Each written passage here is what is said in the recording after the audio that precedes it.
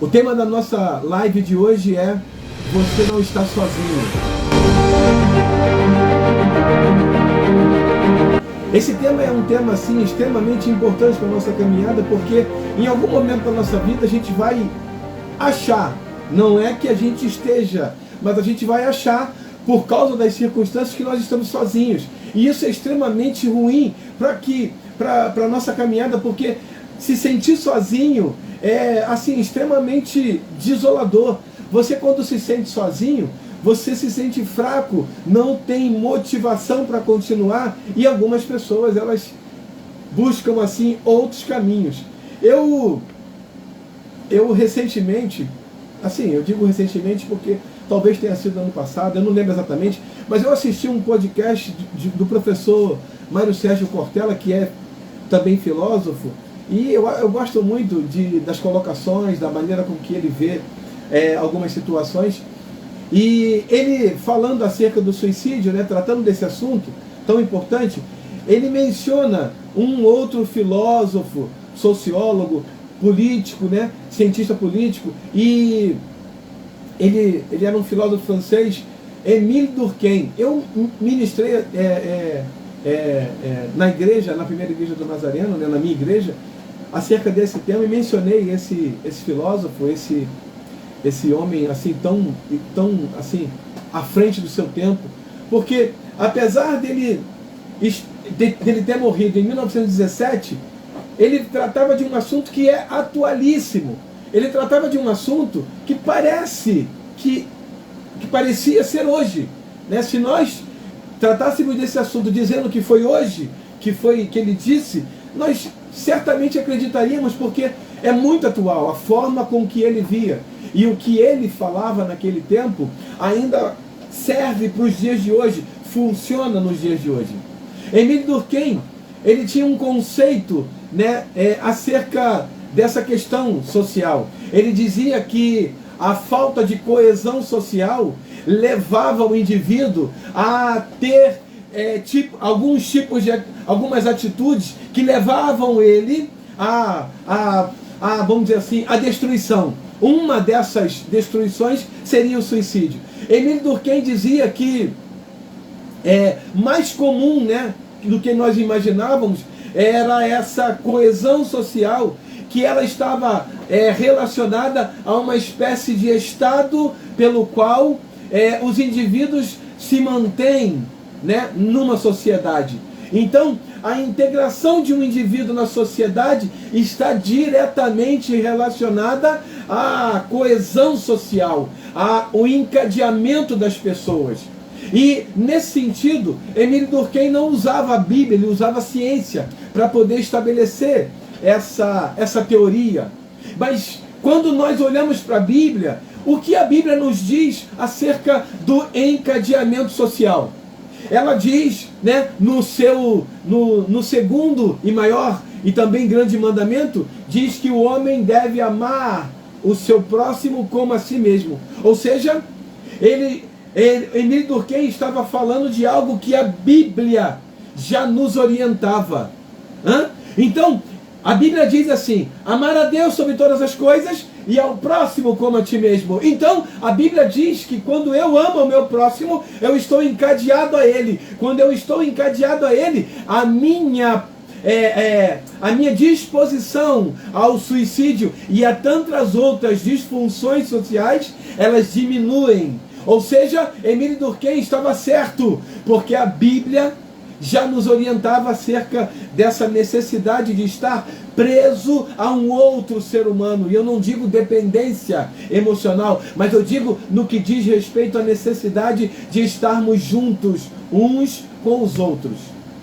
Aí, nesse momento, surge uma pergunta: onde foi que nós perdemos essa coesão, esse encadeamento social? Onde foi que nós perdemos? Onde foi que nós nos distanciamos uns dos outros? Onde foi que nós deixamos para trás o nosso próximo, quando na verdade o maior prejudicado sou eu? Quando eu deixo para trás o meu próximo, eu não posso imaginar que o próximo está sendo prejudicado, porque na verdade o mais prejudicado sou eu. que necessito do meu próximo para eu continuar a minha caminhada. O que defendia Émile Durkheim? Eu anotei aqui. Em sua teoria, o sociólogo afirma que os fatos sociais são externos ao indivíduo e existem independente da nossa consciência sobre eles. O que significa isso? Ele quis dizer que eu não preciso ter consciência e aquilo não precisa partir de dentro de mim para que eu seja atingido. Entende isso?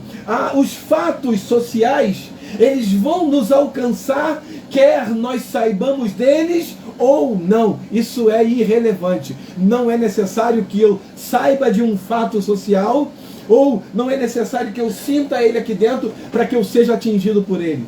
Uma outra coisa que Émile Durkheim dizia: não são imutáveis, mas precisam de um esforço enorme para serem resolvidos. Então Émile Durkheim entendia que o suicídio, ele não é imutável, ele não é um problema sem solução, mas se você quer resolver, você vai precisar empregar um esforço enorme, uma energia muito grande sua para que você veja a solução desse problema. O que Durkheim pensava sobre o suicídio? Primeiro, Durkheim concebe o suicídio como um fenômeno social e considera um aspecto patológico, ou seja, isto é, uma disfunção ou uma doença característica das sociedades modernas. Então, Émile Durkheim não achava pura e simplesmente que era algo espiritual.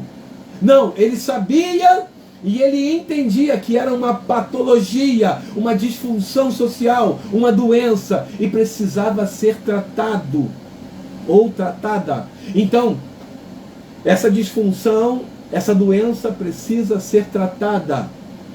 Eu não posso relaxar, eu não posso negligenciar, eu não posso olhar com desdém. Isso é palhaçada, isso é bobagem, você está chamando atenção, querendo chamar atenção, você está querendo ser a última cocada do deserto. Não faça isso, não pense isso, porque é algo muito sério. Quando alguém sinaliza dizendo que existe um problema e que ela está querendo tomar alguma atitude, acredite, leve a sério, porque isso pode levar a uma consequência muito mais grave. Ele também dizia, nesse sentido, o suicídio é explicado como uma questão social que varia de acordo com a razão inversa do grau da intenção social dos indivíduos com a sociedade. E embolou minha cabeça, eu te explico. Isso é simples. Quanto menor o encadeamento, entenda isso, maior o número de suicídios. Quanto menor as pessoas se importam umas com as outras, maior a propensão aumenta, a disposição aumenta e o número de suicídios, consequentemente, também aumenta, porque as pessoas estão se importando menos umas com as outras. E ele diz que isso não pode acontecer, as pessoas precisam estar encadeadas. Elas precisam estar conectadas, elas precisam estar se importando umas com as outras, para que esse número de suicídio diminua. Então, eu vejo isso como uma regra de 3 inversamente proporcional. Quanto menor o encadeamento das pessoas, maior o número de suicídio. Quanto maior o número de pessoas encadeadas, se importando umas com as outras, menor o número de suicídio.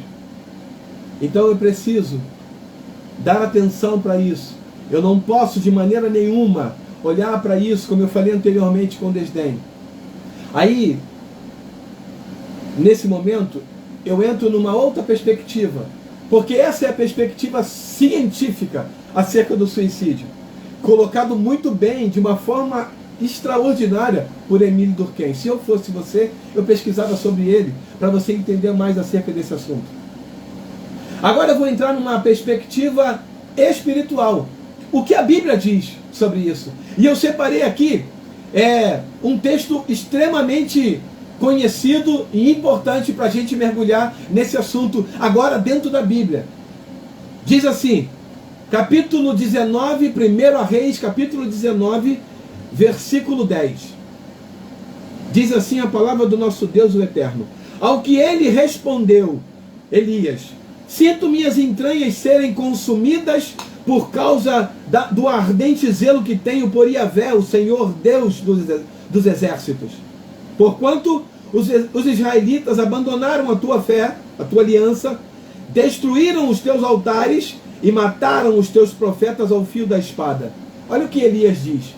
Eu fiquei solitário, restou somente eu.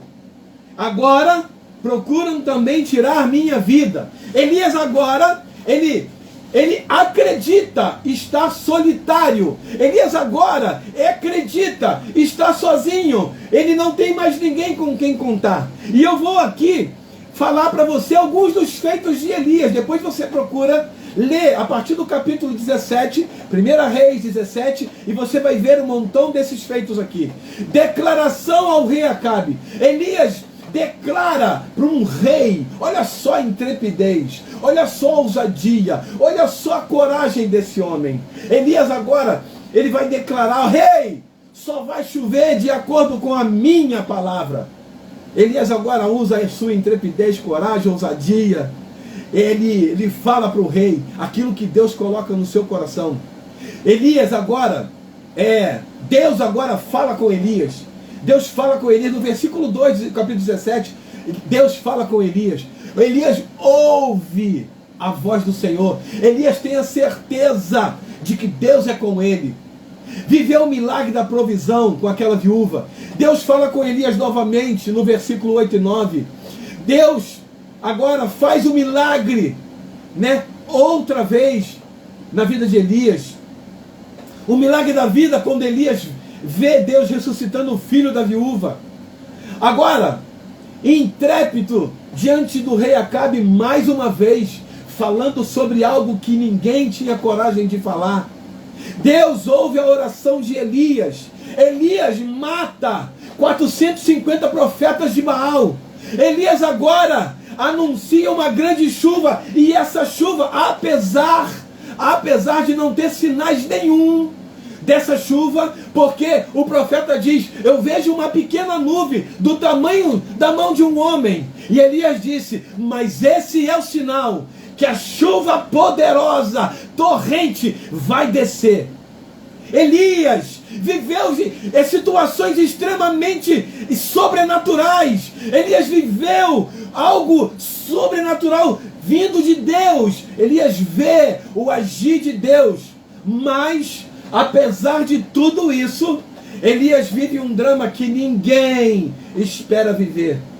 Esse mesmo homem que viveu situações extraordinárias da parte de Deus, esse mesmo homem que vê Deus agir, que vê Deus fazer coisas sobrenaturais acontecerem, esse mesmo homem que tem coragem e ao fio da espada ele mata 450 profetas de Baal.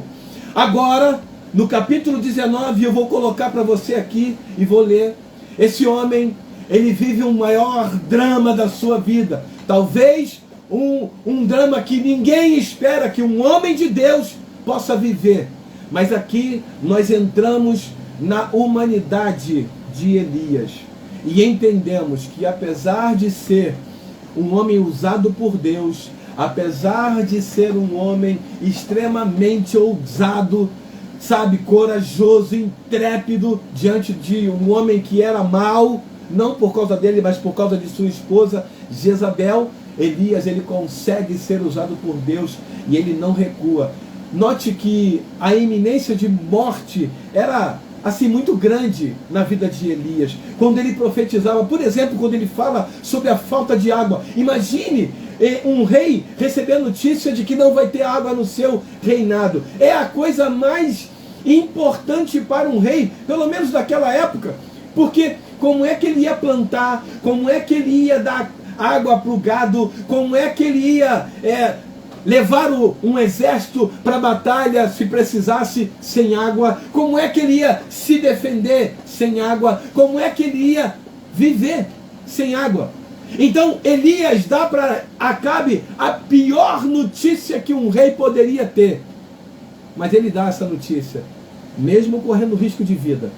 E agora, no versículo 1 do capítulo 19, olha só como o cenário muda, olha só como as coisas mudam de repente. Elias agora, o mesmo homem, ele recebe uma notícia, olha só. Então o rei Acabe contou a sua esposa Jezabel tudo o que realizara Elias e como passara o fio da espada todos os profetas de Baal.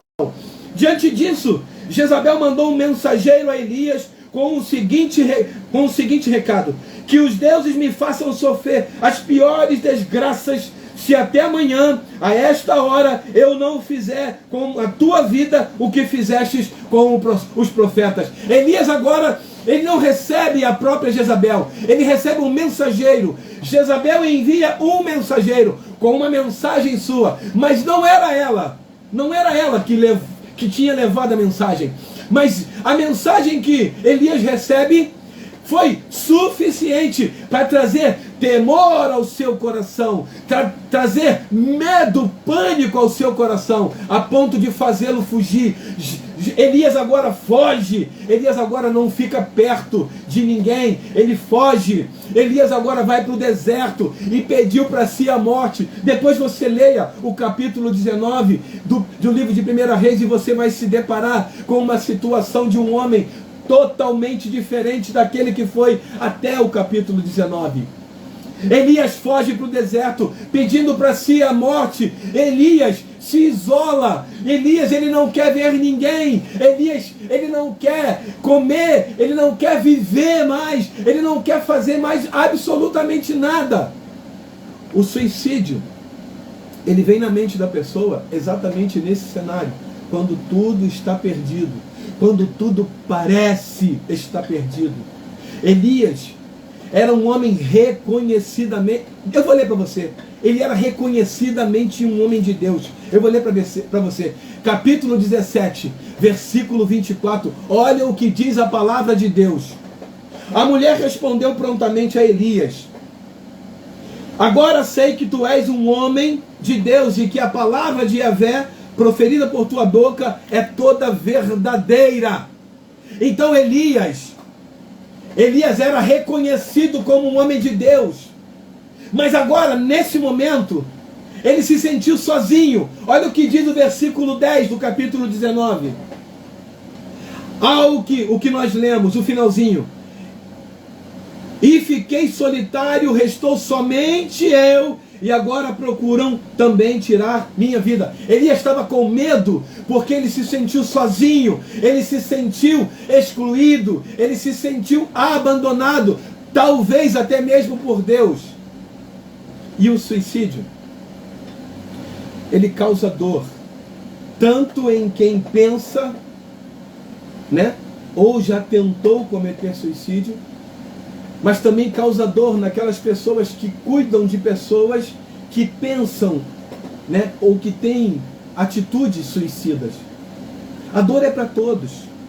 Émile Durkheim conhecia muito bem o ser humano, mas mesmo conhecendo muito bem o ser humano, eu queria dizer para você uma coisa: ele não conhecia o ser humano mais do que Deus conhece. Ele não conhecia o ser humano mais do que Deus conhece você. Deus conhece você profundamente, no mais íntimo. Deus conhece você antes de você falar alguma coisa. Deus conhece os teus pensamentos. Deus conhece o que vai no teu coração. Deus conhece as tuas frustrações. Deus conhece os seus medos. Deus conhece as tuas decepções. Deus conhece os fracassos. Deus conhece absolutamente tudo a seu respeito. E é por isso que ele, conhecendo você, quem você é, ele conhece também o que você precisa. E conhecendo o que você precisa, ele sabe na medida certa aquilo que você precisa para sair dessa situação que talvez você esteja. Ou alguém da sua família, alguém do seu relacionamento esteja vivendo. O desafio para nós é acreditar que Deus tem poder para mudar a história. Por mais impossível que pareça, O suicídio, como Émile Durkheim disse, não é imutável. O suicídio, ele tem solução. O suicídio, ele não é algo insolúvel. E a solução tem 5 letras. A solução é Jesus. E eu aqui não estou descartando a possibilidade de você encontrar um auxílio profissional de um psicólogo, um psiquiatra. Não! Eu estou dizendo que acima desses homens que têm autoridade para cuidar de uma pessoa com pensamento suicida, está o poder sobrenatural de Deus através de Jesus. É disso que eu estou falando. E eu digo mais uma vez, se você pensou em procurar ajuda, uma ajuda profissional, busque essa ajuda profissional. Mas saiba que acima do psicólogo, acima do psiquiatra, está o poder sobrenatural de Deus. Deus pode mudar a tua história. Deus pode mudar aquilo que você está vivendo, o drama que você está vivendo. E hoje, exatamente hoje, Deus me trouxe aqui para falar isso para você, para te mostrar que você não está sozinho. Talvez você esteja se sentindo como Elias, sozinho. Mas eu quero te dizer, você não está sozinho, você não está sozinha. Deus está com você aí onde você está. Deus está com você. Creia nisso. Assim como Deus estava com Elias. Olha só o que Deus disse para Elias, provando que ele estava com Elias. No versículo 9 do capítulo 19 diz assim: ali entrou numa caverna e passou a noite, Elias. Então Elias ouviu a voz do Senhor, que lhe questionou nestes termos. Olha como questionou Deus para Elias. Ele pergunta assim: que fazes aqui, Elias? E como que eu sei que Deus estava com Elias? Porque se Deus não estivesse com Elias, Deus estaria falando para Elias: o que fazes aí, Elias? Mas Deus perguntou para ele: o que fazes aqui? Então eu estou aqui, você está aí. Então, eu estou aqui. Se eu pergunto para alguém, o que fazes aqui? É porque eu também estou naquele lugar. Deus estava com Elias na caverna. Deus não abandonou Elias, assim como ele achava que tinha acontecido. Elias não estava sozinho. Elias estava com o Senhor. Você não está sozinho. Deus está com você, sustentando e fortalecendo a tua vida. O suicídio não é o fim. Deus tem uma nova história para você. E Ele já tem essa história preparada. O que você precisa fazer é voltar-se para Ele e falar: Senhor, me ajuda, me socorre. Ele vai te socorrer, porque Ele é o socorro bem presente na hora da angústia. Mário Sérgio Cortella disse nesse podcast que eu assisti, ele disse assim: o suicídio é uma solução definitiva para um problema temporário. Consegue entender isso? As pessoas que têm esse pensamento, elas querem resolver, elas não querem se matar, elas querem resolver algum problema que saiu do seu controle. Mas esse problema tem solução. Acredite, acredite. Deus tem solução para esse problema. Por pior que seja, por mais insolúvel que pareça ser, por mais impossível que pareça, Deus tem solução para esse problema. Ele não é imutável. Amém? Que você possa encontrar no Senhor a saída para esse labirinto que você está. Que você possa encontrar no Senhor a saída para essa situação, para esse emaranhado de questões que você está vivendo. E possa encontrar nele o socorro bem presente, porque Ele é o nosso refúgio, Ele é a nossa fortaleza, Ele é o nosso socorro bem presente na hora da angústia. Amém? Deus abençoe a tua vida.